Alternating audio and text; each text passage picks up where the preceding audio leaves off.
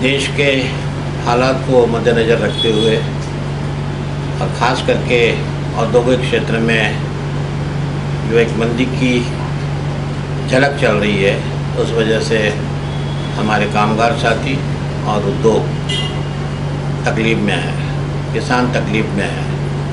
किसानों की आत्महत्या बढ़ गई है और ख़ास करके महंगाई की वजह से जनता त्रस्त है।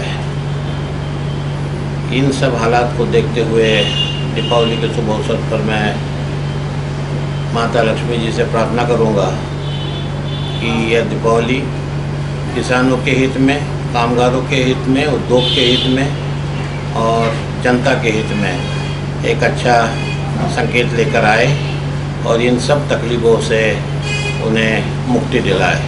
यही उनसे प्रार्थना करता हूँ। दोबारा मैं दीपावली की शुभकामनाएं सबको देता हूँ। धन्यवाद। जय हिंद।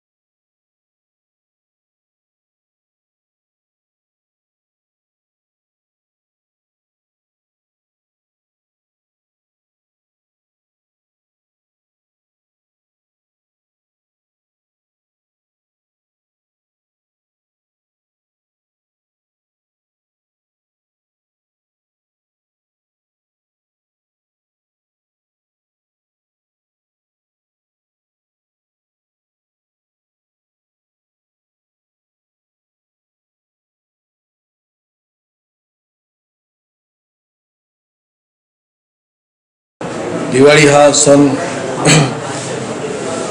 आपल्या देशामध्ये मोठ्या उत्साहाने साजरा होत असतो। ही दिवाळी भरभराट घेऊन आलेली आहे। आपल्या सर्व बंधू भगिनींना मी दिवाळीच्या निमित्तानं हार्दिक शुभेच्छा देतो। कुटुंबियातील सर्व लहान थोरांना पण माझ्याकडून हार्दिक शुभेच्छा। या देशातील परिवर्तनानंतर नवीन सरकारने गोरगरिबांसाठी, शेतकरी शेतमजुरांसाठी आणि विशेष करून बेरोजगार युवक युवतींना न्याय देण्याचा कार्यक्रम चालू केलेला आहे।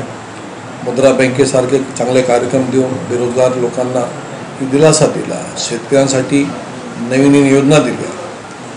म्हणून नवीन सरकार देशात नरेंद्र मोदीजींचं आणि राज्यात सरकार श्री देवेंद्र फडणवीसजींचं, या दोन्ही सरकारच्या माध्यमातून या राज्याचा, देशाचा विकास होण्याकरता मी मातेच्या चरणी प्रार्थना करतो आहे। आणि दीपावली आपल्या सर्व कुटुंबियांना, सर्व जाती धर्मातील, हिंदू, मुसलमान, शीख, ईसाई सर्व पंथ धर्मातील लोकांना, बौद्ध बांधवांनाही मी मनापासून शुभेच्छा देतो की तुमच्या जीवनामध्ये भरभराट यायला पाहिजे।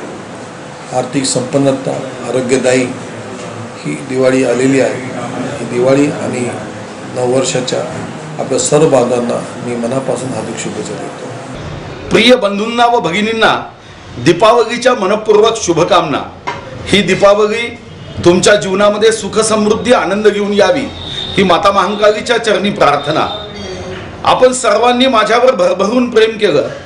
या राज्याचा मंत्री म्हणून मी आपल्याला दीपावलीच्या या पावन पर्वावर आश्वस्त करतो की या जिल्ह्याची विकासाची आणि आपल्या सर्वांची इच्छा आकांक्षा पूर्ण करण्यासाठी मी पूर्ण शक्तीने प्रयत्नाची पराकाष्ठा करेन, हा विश्वास या दीपावलीचा मी आपल्याला देतो। आणि माता महाकालीच्या चरणी प्रार्थना करतो की या जिल्ह्यातील माझ्या सर्व मतदार बंधू आणि भगिनींना, माझ्या प्रिय बंधूंना आणि भगिनींना सुख समृद्धी, यश कीर्ती आणि त्यांना माता महाकालीचा आशीर्वाद प्राप्त व्हावा अशी मी प्रभूचरणी प्रार्थना करतो। उद्यापासून दिवाळीचा पर्व सुरू होत आहे।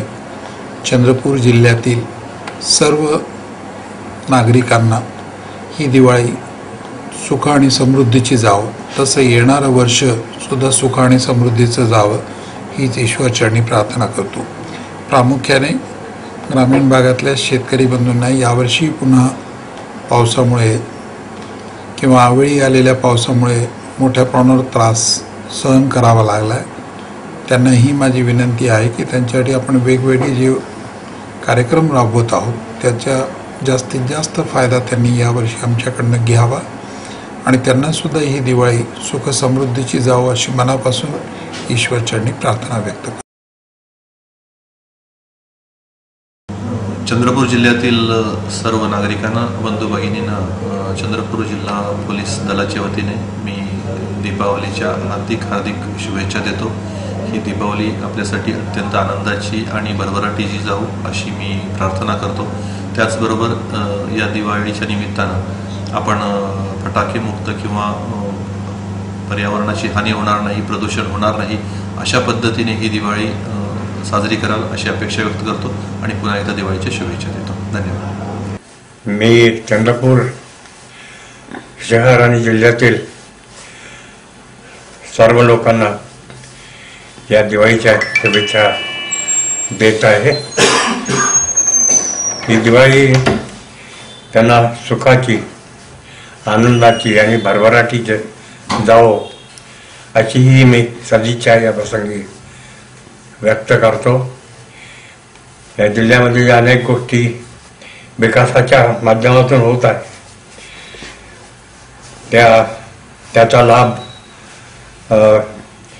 जिल्ह्यातील लोकांना आणि शहरातील लोकांना मिळावा अशाही मी शुभेच्छा देतो. दिवाळी म्हणजे हा आनंदाचा क्षण आहे आणि या क्षणाचा आनंद तमाम जनतेला मिळावा, गोरगरिबांना मिळावा आणि त्यांचे जीवन समृद्ध व्हावे याची अपेक्षा या प्रसंगी मी व्यक्त करतो. सर्व चंद्रपूरवासियांना माझ्याकडनं दिवाळीच्या हार्दिक खूप खूप शुभेच्छा. ही दिवाळी सगळ्यांसाठी इतकी अनमोल ठरावी की ऐश्वर्याची आठवण राहावी. या दिवाळीत सगळ्या चंद्रपूरवासियांचे स्वप्न साकार व्हावे, सगळे चंद्रपूरवासियांचं भरभराट व्हावी हीच मी ईश्वराजवळ प्रार्थना करते. पण या दिवाळी आली आहे हे खरं, हा आनंदाचा आहे क्षण खरं, पण कुठे कुठे आपल्याला अवेअरनेस आणायला पाहिजे. जसं खूप ध्वनी प्रदूषण होतो, नवजात शिशूला त्याचा त्रास होतो, वृद्ध लोकांना त्रास होतो, त्यामुळे खूप कमी आवाजाचे फटाके वाजवावे आणि फटाक्यापासून लहान मुलांना दूर करावं, सुती कपडे वापरावे आणि वाहतूक चालू असताना फटाक्याचा उपयोग नाही करावा. कोणाला माहीत नसतं की ते फटाका लागलेला आहे, त्याप्रमाणे त्याची खूप आपण अवेअरनेस करून व्यवस्थित फटाके घ्यावे. आनंद घ्या असं म्हणत नाही मी, आनंद घ्या पण सांभाळून घ्या, आपल्या जीवाला जपून घ्या, आपल्या बाजूच्या जीवाला जपून घ्या, आपल्या आरोग्याला जपून घ्या. खूप खूप दिवाळीच्या शुभेच्छा. 30 ऑक्टोबरला तू विचारतो की ऑक्टोबरला मला 1 वर्ष पूर्ण झाले. मी झालेल्या कामांची याआधी पण सांगितलेलं आहे की मी स्वच्छतेबाबतचं पहिलं पाऊल उचललं आहे. घंटागाडीचं, आली घंटागाडी अपुल्याद्वारी, स्वच्छ ठेवूया चंद्रपूर नगरी, हे मी सर्व चंद्रपूरकरांना सांगते आणि सर्व चंद्रपूरकरांनी मला भरपूर प्रतिसाद दिला. पण अजूनही पाहिजे, कुठे कुठे कचरा डंप होतोच आहे. थोडासा अवेअरनेस मला तुमच्याकडनं पाहिजे. तुमच्या सहकार्याशिवाय माझी ही उपक्रम यशस्वी होणार नाही.